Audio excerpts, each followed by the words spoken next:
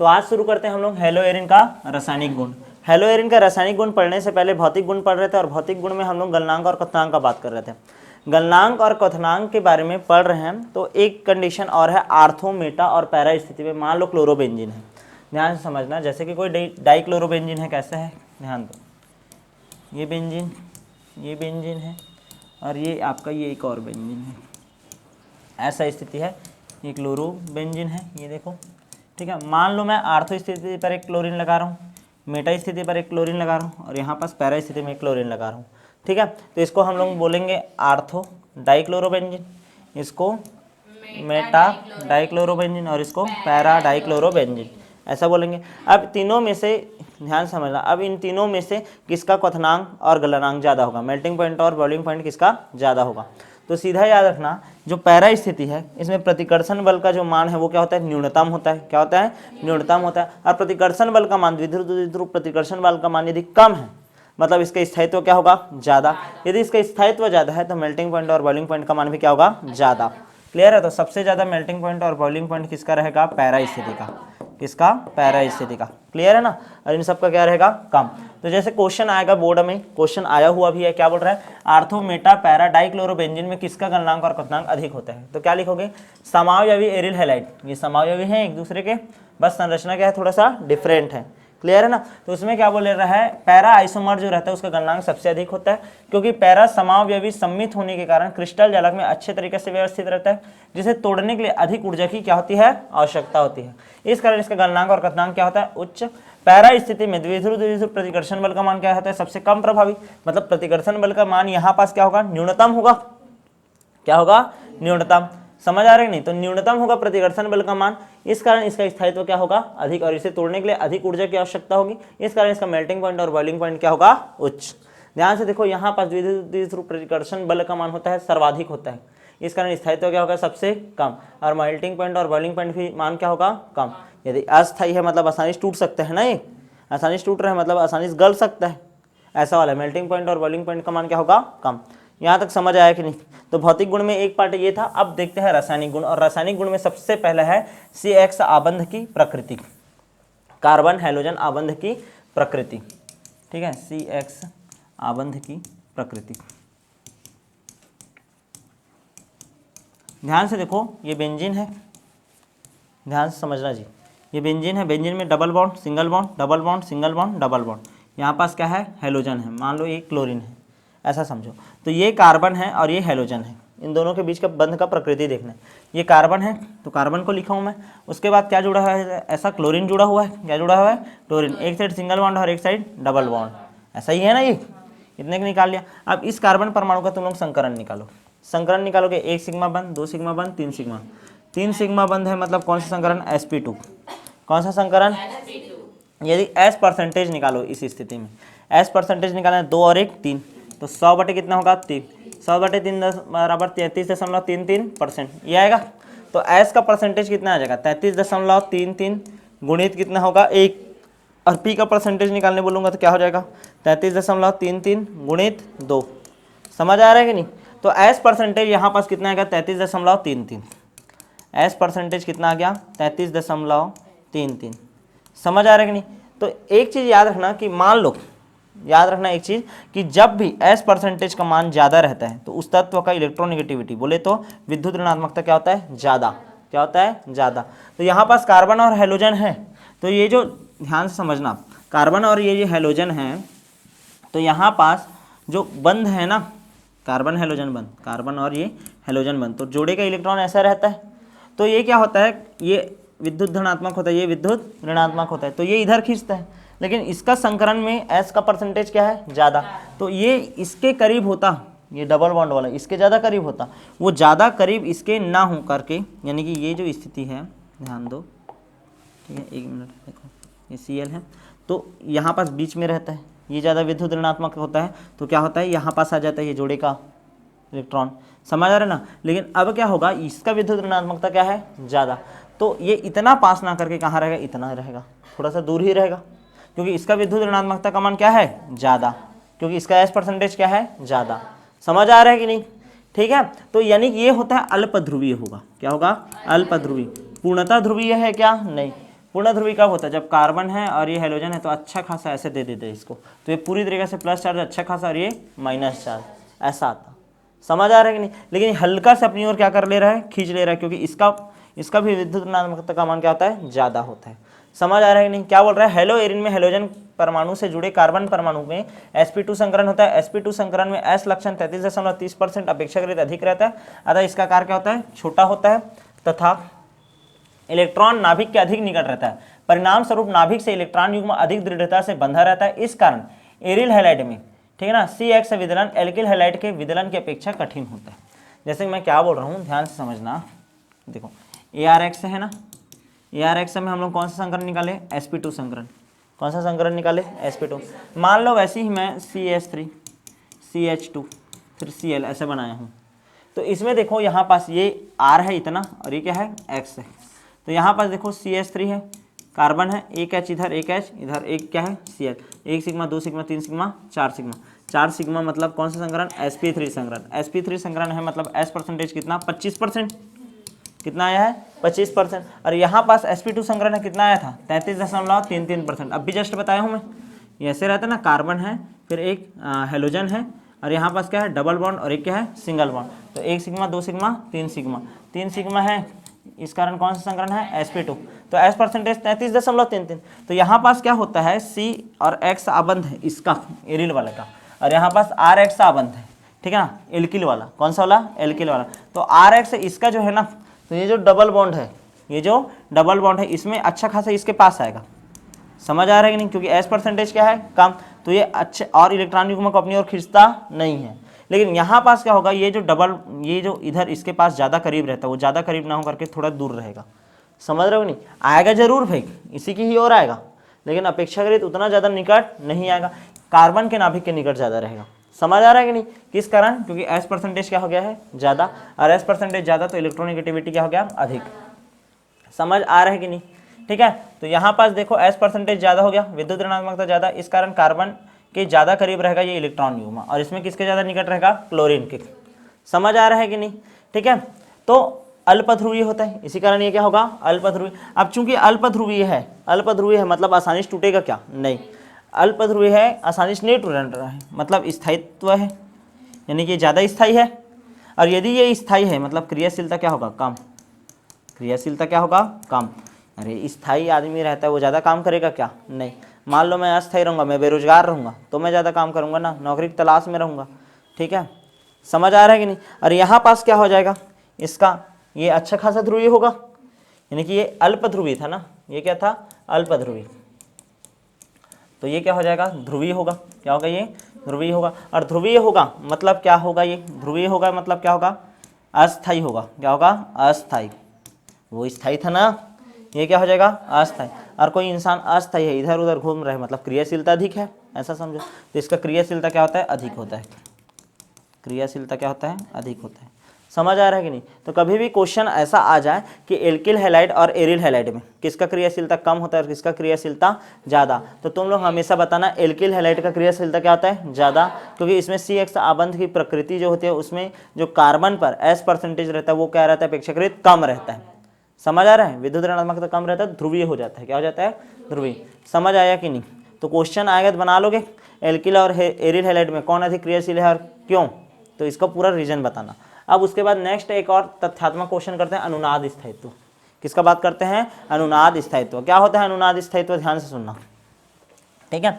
जैसे कि हम लोग क्या जान रहे हैं, ये ऐसा है तुम्हारा बेंजीन, ठीक है ना। अनुनादी संरचना किसे कहते हैं? जैसे कि बेंजीन का जब स्ट्रक्चर को बनाया गया ना, तो उसके स्ट्रक्चर को अलग अलग प्रकार से हम लोग कई स्ट्रक्चर से दिखा सकते हैं। कोई एक बस स्ट्रक्चर उसके पूरे गुण का व्याख्या नहीं करता, यानी कि उसके लिए अलग अलग स्ट्रक्चरों का क्या पड़ता है? हमको जरूरत पड़ता है। इन्हीं सभी संरचनाओं को अनुनादी संरचना बोलते हैं। क्या बोलते हैं? अनुनादी संरचना। मतलब कोई एक संरचना से उसके सारे गुणों का अध्ययन नहीं कर सकते।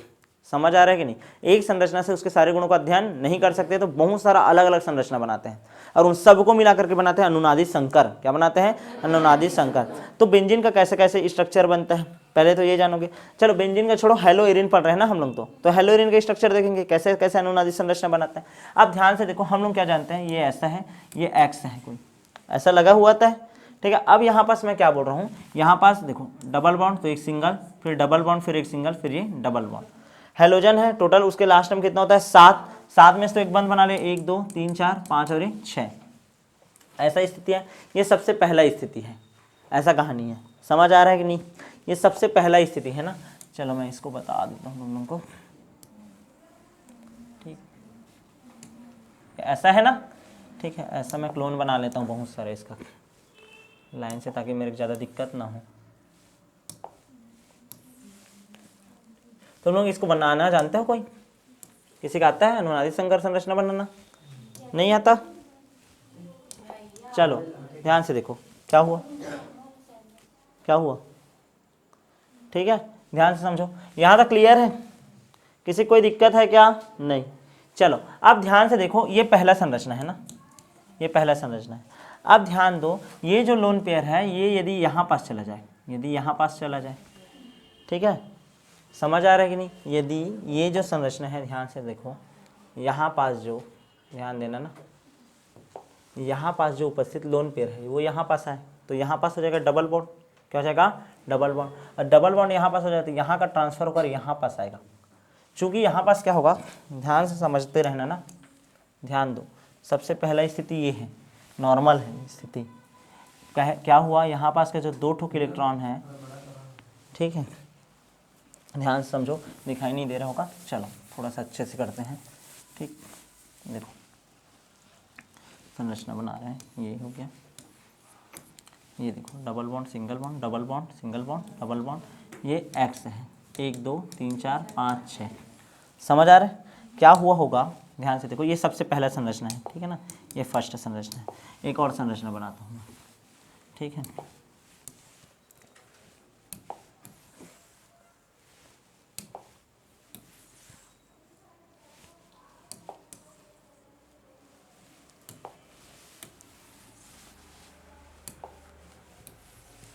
ऐसे बना करके रख देता हूँ, ठीक। चलो ध्यान से समझना, ये सबसे पहला संरचना है। हुआ क्या हुआ होगा, ये जो दोनों इलेक्ट्रॉन है वो इधर आया होगा, तो ऐसा क्या बना सकता है, वो आसानी से एक डबल बॉन्ड बना देगा, समझ आ रहा है कि नहीं। यहाँ पास देखो, ये जो 2 ठोक इलेक्ट्रॉन है ना, वो यहाँ आ गया, यहाँ आ गया। अब इस कार्बन परमाणु पर देखो 1 2 3 4 5 हो रहा है, लफड़ा हो गया, तो ये वाला जो बॉन्ड रहेगा ये टूटेगा और ये यहाँ पास आ जाएगा। अब देखो, ये एक इलेक्ट्रॉन इसका होगा और एक इलेक्ट्रॉन इसका होगा, तो एक दान दे देगा और एक ग्रहण करेगा, जो ग्रहण करेगा उसमें -4, कौन सा चार्ज आ जाएगा? -4, मतलब यहाँ पास का ये बॉन्ड टूटेगा और यहाँ पास आ जाएगा ना, तो एक दान दे दिया और एक उसी का है ना, देखो ना यहाँ पास 2 ठोक इलेक्ट्रॉन है ना, एक इसका होगा और एक इसका होगा, तो ध्यान से सुनना, एक जो है वो इधर दान दे दिएगा अपना, तो यहाँ पास क्या आ जाएगा? -4, क्या आ गया? -4।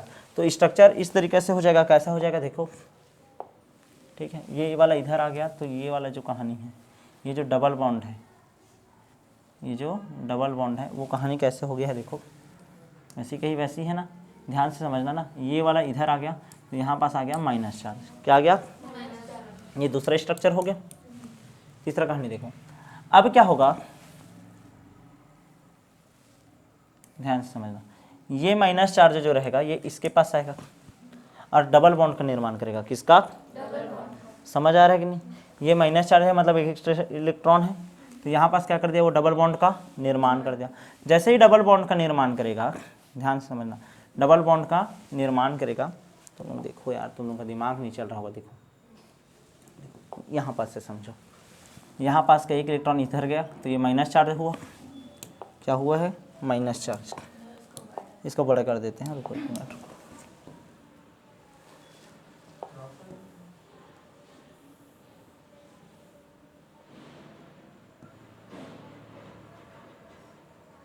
कई लोगों का दिमाग नहीं चल रहा है ना, देखो ये ऐसा है स्थिति, ये डबल बॉन्ड था, यहाँ पास का जो लोन पेयर है वो इधर आया, जैसे ही इधर आया तो यहाँ पास ये वाला हो गया क्या? डबल बॉन्ड हो गया, क्या हो गया?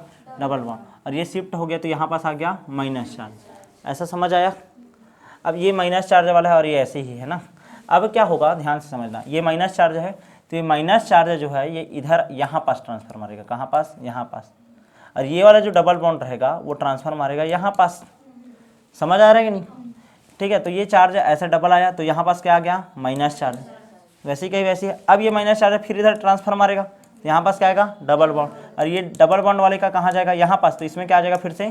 -चार्ज, आ गया, ये देखो इस वाले में आया, समझ आ रहा है कि नहीं। फिर ये माइनस चार्ज वाला यहाँ पास फिर बनाएगा डबल बॉन्ड, और ये डबल बॉन्ड यहाँ पास टूट कर जाएगा, फिर से बना देगा यहाँ पास लोन पेयर। क्या बना देगा? Lone pair. अब समझो इस चीज़ को, मैं तुम लोग को अलग से यही बता रहा था ना, चलो ध्यान दो। चलो देखो क्या हुआ है, सबसे पहले ये नॉर्मल था स्थिति, तो इधर का लोन पेयर इधर आया, इधर जैसे ही आया तो ध्यान देना यहाँ पास बना दिया डबल बॉन्ड, और इधर का इधर आ गया तो माइनस चार्ज बना दिया। यहाँ तक समझ आया? अब क्या होगा यहाँ पास वाले में देखो, ठीक है, ये देखो क्या है स्थिति, ऐसा ही है, फिर ये ऐसा है। अब देखो ये जो माइनस चार्ज वाला है ना, ध्यान दे देना, ये है, ये इधर आ रहा है, ये देख, तो ये क्या बनाएगा? डबल बॉन्ड, और ये जो डबल बॉन्ड था यहाँ पास का आकर क्या बना देगा? Minus charge. तो ये वाला हट जाएगा कहानी, ये हटेगा, आया समझ? अब क्या होगा, ये डबल बॉन्ड है, फिर इधर आएगा, समझ आ रहा है, और ये वाला फिर इधर भागेगा, समझ आ रहा है कि नहीं जी? क्लियर है? ये ऐसा तीसरा स्ट्रक्चर है ना। अच्छा यहाँ पास अभी डबल बॉन्ड वैसी का ही वैसी है ना, ये बना हुआ है ना पहले बार में। उसके बाद देखो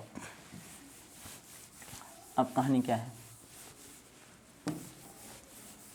देखो अब ये वाला इधर आएगा, ठीक, देखो ये है वो यहाँ पास आएगा, डबल बॉन्ड हो गया, और ये जो चार्ज है, ठीक है ना, एक मिनट रुको जी, तुम लोग को कैसे समझाऊँ, यहाँ तक क्लियर है कि नहीं? इधर का इधर आएगा, और ये वाला चार्ज किधर भगेगा? इधर भगेगा, ठीक है ना। ये सॉरी कैसे बताना चाहिए, ये वाला जो चार्ज है ये इधर भगेगा, तो बॉन्ड बनेगा ना, ठीक है। तो ये चार्ज इधर भगे तो ऐसा डबल बॉन्ड बना, और ये वाला जो बॉन्ड है वो इधर आएगा, तो कौन सा चार्ज हो जाएगा? फिर से माइनस चार्ज हो जाएगा। अच्छा यहाँ पास का बॉन्ड वैसी का ही वैसी, समझ आ रहा है ना? ये डबल बॉन्ड एक्स ऐसा ही ये है ना, सॉरी डबल बॉन्ड ये एक्स ऐसा है, यहाँ तक क्लियर है? उसके बाद फिर क्या होगा, ये वाला जो हिस्सा है, ठीक है ना, वो इधर जाकर क्या बनेगा? फिर से डबल बॉन्ड, और ये जो डबल बॉन्ड है टूट कर यहाँ पास से फिर से क्या बना देगा? ऐसा लोन पेयर। क्या बना देगा? Lone pair. समझ आ रहा है कि नहीं? ठीक है, तो कैसे स्थिति आएगा? फिर से स्थिति क्या आ गया? एक्स है, और यहाँ पास क्या हो जाएगा? देखो यहाँ पास क्या आ जाएगा? डबल बॉन्ड, ये वैसी कही वैसी, और ये वाला वैसी कही वैसी, देखो बन गया। लेकिन अब देखो इस वाले में यहाँ पास था डबल बॉन्ड, और इस वाले में कहाँ है? यहाँ पास है। समझ आ रहा है कि नहीं? तो कितना टाइप का स्ट्रक्चर हो गया? 1 2 3 4 5, कितना स्ट्रक्चर बना? 5। समझ आ रहा है कि नहीं? चलो पांचों स्ट्रक्चर को एक बार फिर से बनाते हैं, बहुत लोगों का दिमाग खराब हो गया होगा कैसे कैसे इसको किए। चलो देखते हैं, ध्यान से समझना। देखो हम लोग क्या करेंगे, सबसे पहले हम लोग स्ट्रक्चर बनाएंगे किसका? बेंजीन का। बेंजीन का स्ट्रक्चर बनाए, ठीक है, बेंजीन का स्ट्रक्चर बनाएंगे। उसके बाद देखो यहाँ पास डबल बॉन्ड, एक सिंगल बॉन्ड, फिर डबल बॉन्ड, फिर एक सिंगल बॉन्ड, एक डबल बॉन्ड। यहाँ पास होता है हेलोजन 1 2 3 4 5 6, ऐसा हुआ। अब उसके बाद ध्यान से समझना क्या होता है, ये इधर ट्रांसफर मारेगा और ये ट्रांसफर मारेगा इधर। ये पहला स्ट्रक्चर है, पहला स्ट्रक्चर नॉर्मल है, तो इधर वाला देखो कहानी क्या हुआ है, ठीक है, ये वाला इधर आया है तो डबल बॉन्ड हो गया, और ये एक्स है, ये देखो ऐसा हुआ है, क्लियर है, डबल बॉन्ड बन गया। और ये वाला कहाँ गया? इधर, तो इसमें माइनस चार्ज, और बाकी सब चार वैसी का ही वैसे। कोई दिक्कत है क्या? नहीं। ये दूसरा स्ट्रक्चर बना। तीसरा स्ट्रक्चर बनेगा, कैसे होगा देखो, तीसरा स्ट्रक्चर जब बनेगा तो ये वाला जो रहेगा वो इधर ट्रांसफर मारेगा, और ये बनाएगा यहाँ पास माइनस चार्ज। समझ रहे हो नहीं? तो यहाँ पास देखो वही एक्स है 1 2 3 4, और ये वाला जो है इधर ट्रांसफर मारा, डबल बॉन्ड बना दिया, और ये वाला इधर ट्रांसफर मारा तो माइनस चार्ज बना दिया, और बाकी का वैसी का ही वैसी। समझ आया? उसके बाद फिर से क्या होगा, ध्यान से समझना, ये वाला जो चार्ज रहेगा वो यहाँ पास जाएगा, और ये बनाएगा क्या? यहाँ पास ऋणात्मक चार्ज, ठीक है ना। तो यहाँ पास फिर से वैसी स्ट्रक्चर बना, ठीक है। अब क्या होगा, ये इधर जाकर क्या बना दिया? बॉन्ड, ये वैसी का ही वैसी है ना। और उसके बाद ये वाला जो बॉन्ड था वो यहाँ पास आकर क्या बना दिया? Minus charge. ये डबल बॉन्ड एक्स है 1 2 3 4 ऐसा है। अब क्या होगा नेक्स्ट स्ट्रक्चर में? नेक्स्ट स्ट्रक्चर में क्या होगा, ये वाला जो रहेगा कहाँ जाएगा? यहाँ पास, और ये यहाँ पास जाकर क्या बना देगा? Lone pair. तो ये वाला इधर गया था 1 2 3 4 5 6, ये बना दिया, और ये यहाँ पास आकर डबल बॉन्ड, और बाकी सब बॉन्ड वैसी का ही वैसी। समझ आ रहा है कि नहीं? तो 1 2 ये 3 और ये 4 और ये 5, टोटल कितना स्ट्रक्चर बना 5। अब देखो मैक्सिमम जो स्ट्रक्चर है उसमें एक्स जो है देखो डबल बॉन्ड के द्वारा है, ठीक है ना, यानी 5 स्ट्रक्चर बना है उसमें 3 तो सी एक्स आबंध में क्या है डबल बॉन्ड है, क्या है डबल बॉन्ड है। समझ आ रहा है कि नहीं, सबसे पहले कहानी क्लियर है।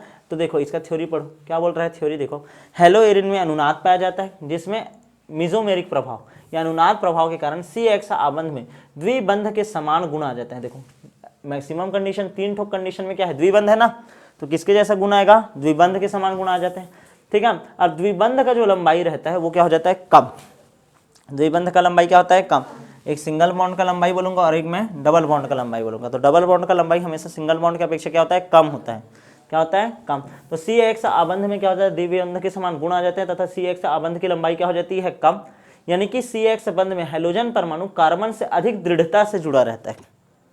समझ आ रहा है कि नहीं, क्या बोल रहा है, अर्थात सी एक्स आबंध में हाइड्रोजन परमाणु, ठीक है, कार्बन से अधिक दृढ़ता से जुड़ा रहता है, अतः हाइड्रोजन की प्रतिस्थापन या विदलन क्या हो जाता है कम।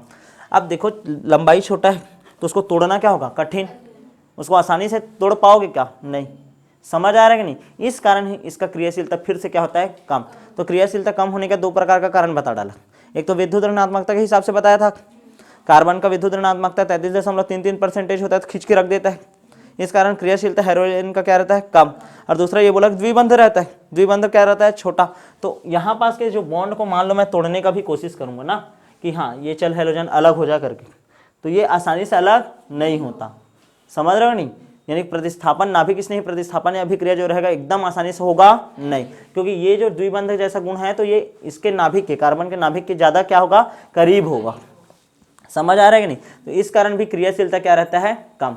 समझ आया कि नहीं यहाँ तक, ठीक है। अच्छा सी एक्स आबंध की ध्रुवता क्या होता है, सी एक्स आबंध का ध्रुवता मैं बताया था अल्प ध्रुवीय होता है, क्या होता है, यानी कि कार्बन और हेलोजन के बीच में जो बंध है ना ऐसा डबल बॉन्ड करके ऐसा है, ठीक है। तो यहाँ पास कौन सा संकरण आ जाता है sp2, sp2 के कारण 33.33%। तो जहाँ पास लोन पेयर इसके करीब होता है वो ज़्यादा करीब हो जाता है इसके, समझ रहे हो, सॉरी लोन पेयर बोल रहा हूँ, बॉन्ड पेयर इलेक्ट्रॉन जो इसके ज़्यादा करीब रहता है वो इसके, लेकिन हाँ ध्रुवीयता दिखाएगा ही ना, लेकिन वो क्या होगा अल्प ध्रुवीय होगा, क्या होगा, और अल्प ध्रुवीय है, अल्प ध्रुवीय है तो आसानी से टूटेगा क्या नहीं, आसानी से टूट नहीं रहे मतलब क्या है वो स्थायी है, और स्थायी है मतलब क्रियाशीलता इसका क्या है कम है, क्या है कम है। समझ आएगा नहीं, स्थायित्व अधिक है तो क्रियाशीलता क्या है कम है। तो ये हो गया आपका क्या कि किस किस प्रकार से, ध्यान से समझना, हेलो एल्केन और हेलो एरिन में किसका क्रियाशीलता ज़्यादा होता है और किसका क्रियाशीलता कम। नेक्स्ट रासायनिक गुण के साथ मिलेंगे अगले वीडियो।